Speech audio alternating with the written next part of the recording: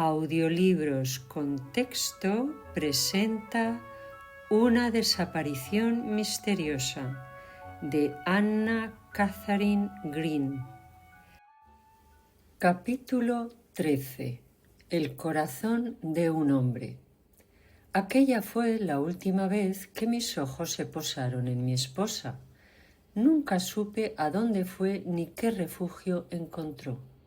Mi padre, que había recibido en esta escena una gran conmoción, empezó a decaer tan rápidamente que exigía mis constantes cuidados.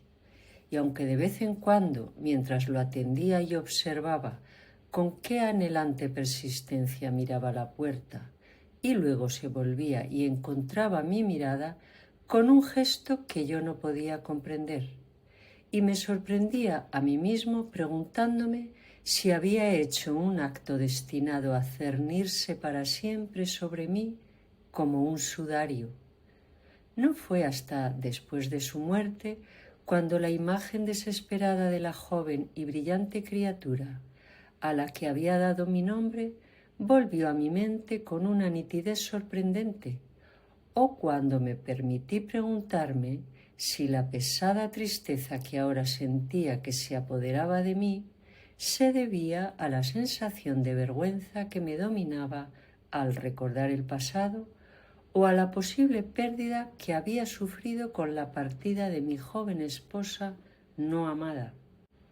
El anuncio en ese momento del compromiso entre Evelyn Blake y el conde de Mirac pudo haber tenido algo que ver con esto, aunque nunca, en las horas más apasionadas de mi amor por ella, había perdido de vista ese lado de su naturaleza que exigía como derecho el lujo de una gran riqueza. Y aunque al abandonarla tácitamente y casarme en secreto con otra, había perdido ciertamente el derecho a quejarme de sus acciones, fuera cuales fuesen, esta manifiesta entrega de sí misma al poder de la riqueza y el espectáculo, al precio de todo lo que se cree que las mujeres aprecian, fue un golpe indudable a mi orgullo y a la confianza que hasta entonces había depositado inconscientemente en su feminidad y afecto inherentes.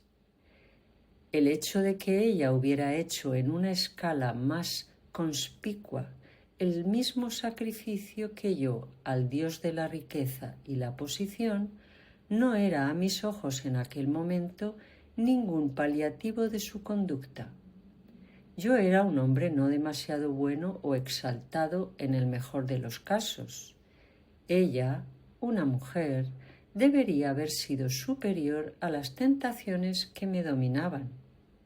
El hecho de que no lo fuera parecía arrastrar a toda la feminidad un poco más cerca del polvo.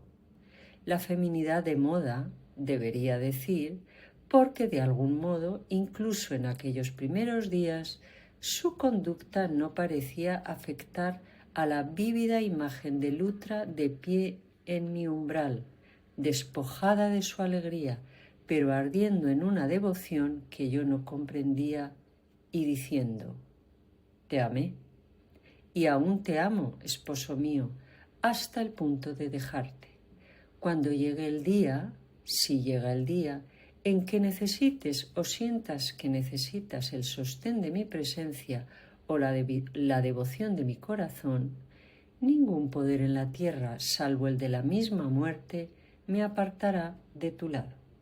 Sí, con el desvanecimiento de otros rostros y otras formas, aquel rostro y aquella forma empezaron ahora a usurpar el lugar principal en mis pensamientos. No para mi alivio y placer, eso apenas podía ser, recordando todo lo que había ocurrido, más bien para mi creciente angustia y apasionado resentimiento.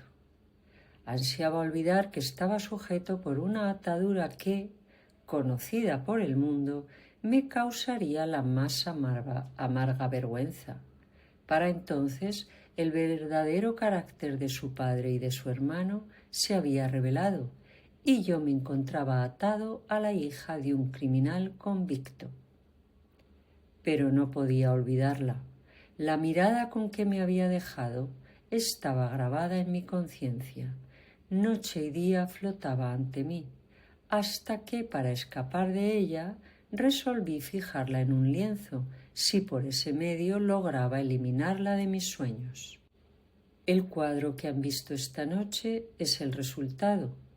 Nacido con un toque de artista y una perspicacia que, en otras circunstancias, tal vez me habrían elevado a la fría y seca atmósfera de la fama, la ejecución de esta obra no presentó más que pocas dificultades a mi mano algo acostumbrada. Día tras día, su belleza crecía bajo mi pincel, sorprendiéndome a menudo con su fuerza espiritual y su significado, hasta que mi mente se volvió febril con su trabajo y apenas podía abstenerme de levantarme por la noche para dar un toque aquí o allá al flotante cabello dorado o a los penetrantes y tiernos ojos que siempre se volvían hacia la más íntima ciudadela de mi corazón, con aquella mirada que mató a mi padre antes de tiempo y me hizo, sí, a mí, viejo de espíritu, incluso en los ardientes años de mi primera madurez.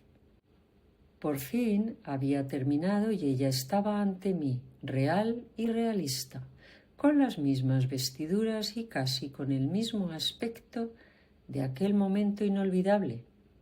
Incluso las rosas que en el secreto desasosiego de mi conciencia había puesto en su mano cuando partimos de Troy, como una especie de señal visible de que la consideraba mi esposa y que durante toda su entrevista con mi padre nunca había dejado caer, florecieron ante mí en el lienzo. No faltaba nada que pudiera dar realidad a la semejanza. La visión de mis sueños se encarnaba en mi vista y yo buscaba la paz. Desgraciadamente, aquel cuadro se había convertido en mi sueño. Lo coloqué detrás del de Evelyn, que durante 2 años había ocupado su lugar encima de mi sillón, y lo ponía de cara a la pared cuando me levantaba por la mañana. Pero por la noche brillaba siempre sobre mí, convirtiéndose con el paso de los meses en la única cosa a la que aferrarme y sobre la que meditar cuando el mundo se volvía un poco ruidoso a mis oídos y el incesante conflicto de las edades golpeaba un poco demasiado fuerte el corazón y el cerebro. Mientras tanto, ni una palabra de ella, solo de su malvado padre y de su hermano.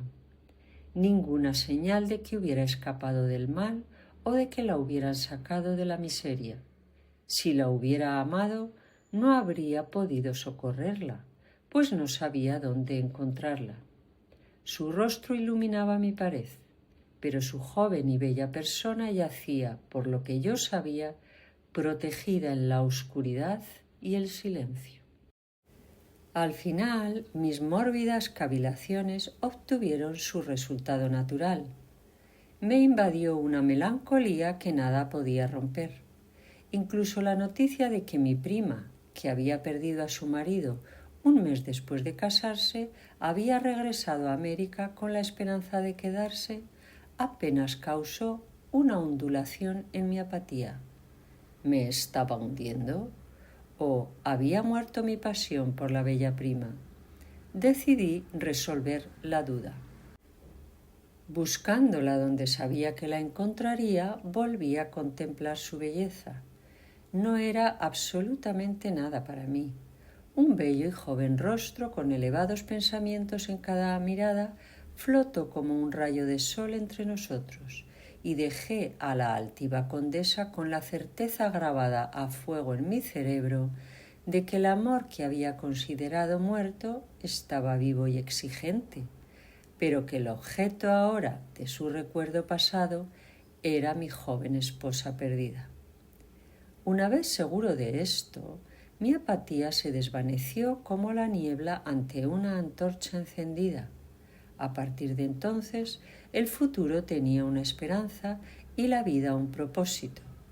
Buscaría a mi esposa por todo el mundo y la traería de vuelta si la encontraba en prisión entre los hombres cuya existencia era una maldición para mi orgullo. Pero, ¿hacia dónde debía dirigir mis pasos? ¿Qué hilo de oro había dejado en mis manos para seguir su rastro a través del laberinto de este mundo? Solo se me ocurría uno, y era el amor que le impediría alejarse demasiado de mí. La Lutra de antaño no abandonaría la ciudad donde vivía su marido. Si no había cambiado, debería poder encontrarla en algún lugar de nuestra gran Babilonia. La sabiduría me dijo que pusiera a la policía tras su pista, pero el orgullo me hizo probar primero todos los otros medios. Así que con la febril energía de quien lleva una esperanza no del todo perdida, empecé a recorrer las calles por si acaso podía ver su rostro entre la multitud de transeúntes. No solo no la vi a ella, sino a nadie como ella. En medio de la desesperación que me causó este fracaso, me vino a la mente un pensamiento, o más bien un recuerdo. Una noche no muy lejana, estando inquieto, me levanté de la cama. Me vestí y salí al patio trasero de mi casa a tomar un poco de aire. Era algo inusual en mí, pero me parecía que me estaba asfixiando donde estaba. Como usted ya supone, era la noche en que desapareció la costurera de la que tantas veces ha hablado. Pero yo no sabía nada de eso. Mis pensamientos estaban lejos de mi propia casa y de sus preocupaciones.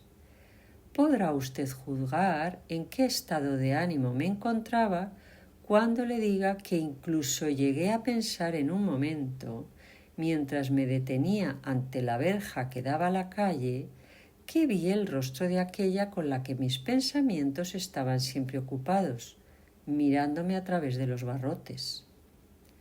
Usted me dice que vi allí a una muchacha y que era la que había vivido como costurera en mi casa.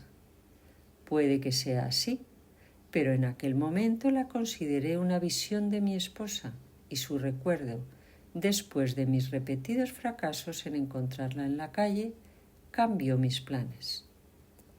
Lo considerara debilidad o no, el recuerdo de que la visión que había tenido llevaba las ropas de una mujer trabajadora y no de una dama, actuó sobre mí como una advertencia de que no debía seguir buscándola en los lugares de descanso de la gente bien vestida, sino en las regiones de la pobreza y el trabajo. Me dediqué, pues, a vagabundeos que no me atrevo a describir, ni necesito hacerlo si, como usted me ha informado, me han seguido. El resultado fue casi una locura.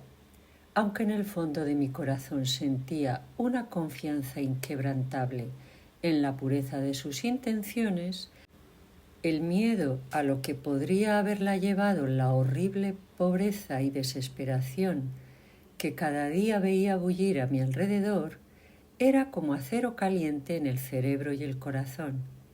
Luego, su padre y su hermano. ¿A qué no la habrían obligado, por inocente y amorosa que fuera su alma? Bebiendo los pozos de una copa que nunca había creído posible saborear, llegué a creer que sus ojos aún me mirarían desde debajo de alguno de los mantones andrajosos que veía ensuciando las formas de las muchachas con las que tropezaba cada hora. Sí, e incluso hice un movimiento para ver a mi prima, si acaso podía ganarme su compasión y obtener su consentimiento para albergar a la pobre criatura de mis sueños en caso de necesidad. Pero me falló el corazón al ver su rostro frío por encima del esplendor que había comprado con sus encantos y me ahorré una humillación de la que nunca me habría recuperado. Por fin, un día vi a una muchacha. No era ella, pero su cabello era parecido al suyo en cuanto a la tonalidad, y el impulso de seguirla fue irresistible. Hice más que eso, hablé con ella. Le pregunté si podía decirme algo de alguien cuyos rizos fueran de un rojo dorado como los suyos. Pero no hace falta que les diga lo que le dije ni lo que me contestó con una delicadeza que casi me conmocionó, pues mostraba de qué alturas, a qué profundidades puede caer una mujer. Baste decir que nada pasó entre nosotros más allá de lo que he insinuado, y que en todo lo que dijo no me dio noticias de Lutra.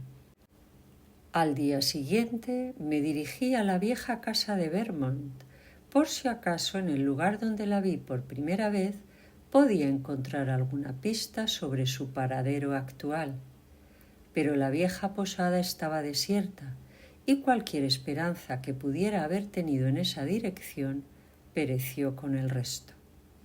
En cuanto al contenido del cajón de arriba, no puedo decir nada. Sí, como apenas me atrevo a esperar, resulta que fueron traídos aquí por la muchacha que desde entonces ha desaparecido tan extrañamente, quién sabe si en esas prendas dobladas se encuentra una pista que me conducirá por fin al conocimiento por el que ahora trocaría todo lo que poseo. Mi esposa, pero no puedo mencionar su nombre hasta que la cuestión que ahora nos asalta queda resuelta. La señora Daniels debe... Pero en ese momento se abrió la puerta y entró la señora Daniels. Capítulo 14. La señora Daniels. Aún llevaba la cofia y el chal y tenía rostro de mármol. «¿Me busca?», dijo con una mirada apresurada hacia el señor Blake, que tenía tanto de temor como de sorpresa. «Sí», murmuró el caballero acercándose a ella con un esfuerzo que muy bien pudimos apreciar.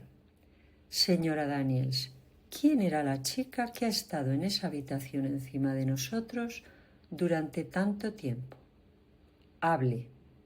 ¿Cómo se llamaba y de dónde venía?»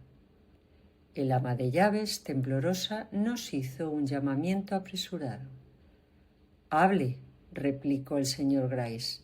«El momento de guardar el secreto ha pasado». «Oh», gritó ella, hundiéndose en una silla de pura incapacidad para mantenerse en pie. «Era su esposa, señor Blake, la joven criatura que usted...» Él lanzó una exclamación. Toda la agonía, la desesperación, el amor, la pasión de aquellos últimos meses brotaron en aquella palabra. Ella se detuvo como si le hubieran disparado, pero al ver que la mano que él se había apresurado a levantar caía lentamente ante él, prosiguió con un estallido de palabras. «Oh, señor, ella me hizo jurar de rodillas que nunca la traicionaría, pasara lo que pasara.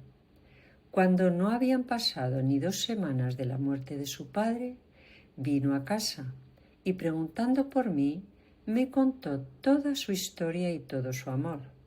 Como no podía conciliar con su idea del deber de una esposa vivir bajo otro techo que no fuera el de su marido, y quitándose la peluca negra que llevaba, me mostró lo alterada que había quedado por ese simple cambio. En su caso, más marcado por el hecho de que sus ojos estaban en consonancia con el pelo negro, mientras que con sus propios mechones brillantes siempre te daban un shock como de algo extraño y atormentador. Renuncié a mi voluntad como forzada por un poder magnético. Y no solo le abrí la casa, sino también mi corazón, jurando todo lo que me pedía y cumpliendo también mi juramento como si quisiera preservar mi alma del pecado. Pero cuando se fue, irrumpieron los labios pálidos del hombre que tenía delante. Cuando se la llevaron de la casa, ¿qué pasó entonces? «Ah», respondió la agitada mujer, «¿qué pasó entonces? No cree lo que he sufrido.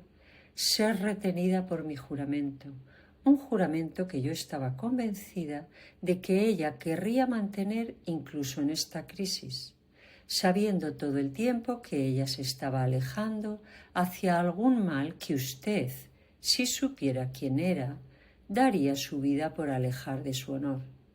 Verlo frío, indiferente, absorto en otras cosas, mientras ella, que hubiera dado su vida en cualquier momento por su felicidad, la perdería tal vez en las garras de aquellos horribles villanos. No me pida que le cuente lo que he sufrido desde que ella se fue. Nunca podré decírselo, criatura inocente y de noble corazón como era ella. ¿Era? Su mano se aferró al corazón como si hubiera sufrido un espasmo mortal. ¿Por qué lo dice? Porque acabo de llegar de la morgue donde yace muerta. No, no, salió de sus labios un grito grave. Esa no es ella, es otra mujer, como ella tal vez, pero no ella. Ojalá tuviera razón, pero las largas trenzas doradas, un pelo como el suyo, no lo había visto jamás en nadie. El señor Blake tiene razón, interrumpí, pues no podía seguir soportando aquella escena. La mujer sacada hoy del Río del Este ha sido vista y en conversación con él, y no hace mucho tiempo. Debería saber que no es la esposa del señor Baker. ¿No lo es? No, y 1000 veces no. La chica era una perfecta desconocida. Aquella seguridad pareció quitarle un peso de plomo del corazón. «Oh, gracias a Dios», murmuró, cayendo de rodillas con un impulso irresistible. Luego, con un súbito retorno de su antiguo temblor, «Pero yo solo debía revelar su secreto en caso de su muerte. ¿Pero qué he hecho? Su única esperanza residía en mi fidelidad». El señor Blake, apoyándose pesadamente en la mesa que tenía delante, la miró a la cara. «Señora Daniels», dijo, «amo a mi esposa. Su esperanza está ahora en mí». Ella se puso en pie de un salto de alegría. «¿La ama?» «Gracias a Dios», volvió a repetir, pero esta vez en un murmullo bajo para sí misma. «Gracias a Dios». Y llorando de alegría incontenible, se retiró a un rincón. Por supuesto, después de esto, todo lo que nos quedaba por hacer era reunir nuestras disquisiciones y averiguar cuál sería el mejor método para reanudar nuestra búsqueda de la infeliz muchacha, que ahora nos interesaba doblemente por los hechos que acabábamos de conocer. Que había sido obligada a abandonar el techo que la cobijaba por el poder de su padre y de su hermano, ya no quedaba duda. Descubrirlos, por lo tanto, significaba recuperarla. Así que desde el momento en que salimos de la casa del señor Blake, la captura de esa pareja de ladrones se convirtió en el principal propósito de nuestras vidas. Capítulo 15. Una confabulación. A la mañana siguiente, el señor Grice y yo nos reunimos en una seria consulta. ¿Cómo y en qué dirección debíamos ampliar las investigaciones necesarias para descubrir a esos villanos? Una revisión a fondo del barrio alemán, dijo mi superior. Smith y Rosenthal nos ayudarán y el resultado debería ser satisfactorio. Pero yo negué con la cabeza. No creo, dije, que se escondan entre los suyos. Debe recordar que no están solos, sino que tienen con ellos a una joven de aspecto un tanto distinguido, cuya presencia en un distrito tan concurrido como ese seguramente despertaría habladurías, algo que por encima de todo deben querer evitar. Cierto, dijo mi superior.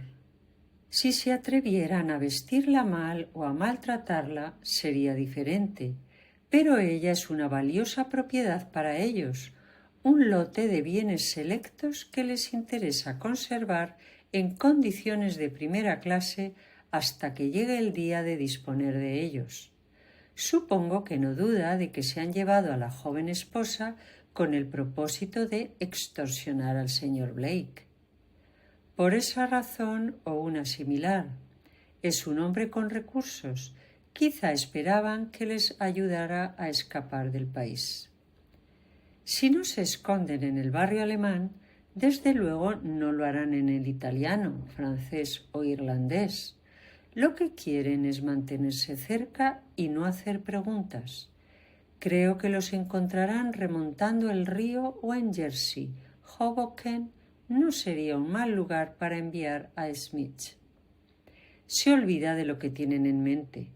Además, ningún grupo como ellos podría vivir en un distrito rural sin llamar más la atención que en la casa de vecindad más abarrotada de la ciudad.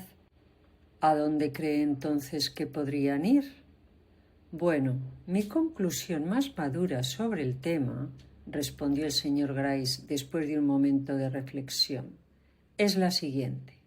Usted dice, y yo estoy de acuerdo, que se han hecho con esta mujer en este momento para utilizarla más adelante en un plan de chantaje contra el señor Blake. Por lo tanto, él debe ser el centro de sus pensamientos y hacia él deben dirigirse todas sus operaciones o planes. ¿Qué sigue? Cuando un grupo decide cometer un delito, como robar un banco, ¿qué hacen primero? Alquilan una casa cercana al edificio objeto de robo, si es posible, y trabajan durante meses en un pasadizo secreto para llegar a la caja fuerte. O se ganan la confianza del vigilante o el portero. En resumen, acechan su objetivo antes de actuar. Y lo mismo harán estos individuos en el plan que están tramando. Sea, lo que los mantiene cerca en este momento, el señor Blake y su casa son el punto hacia el que dirigen su atención. Y si tuviéramos tiempo... Pero no lo hemos hecho, interrumpí impetuosamente.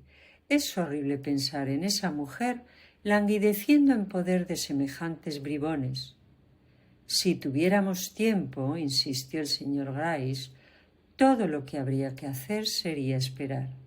Caerían en nuestras manos tan fácilmente como un ciervo en una trampa. Pero como usted dice que no tenemos tiempo, yo recomendaría buscar activamente alrededor de la casa del señor Blake, porque, según mi experiencia, esos hombres ya están cerca de su objetivo, listos para actuar. Pero, dije yo mismo he estado viviendo en ese mismo barrio y conozco a estas alturas los caminos de todas las casas de los alrededores. No hay un solo lugar a lo largo de 10 manzanas de la avenida donde pudieran esconderse durante 2 días y mucho menos durante 2 semanas. Y en cuanto a las calles laterales, podría decirle los nombres de quienes viven en cada casa a una distancia considerable. Pero si usted lo dice, me pondré a trabajar. Hágalo. Y mientras tanto, Smith y Rosenthal revolverán el barrio alemán e incluso irán por Williamsburg y Hoboken. El fin justifica cualquier cantidad de trabajo que pueda emplearse en este asunto. ¿Y usted? Pregunté. Haré mi parte cuando usted haya hecho la suya.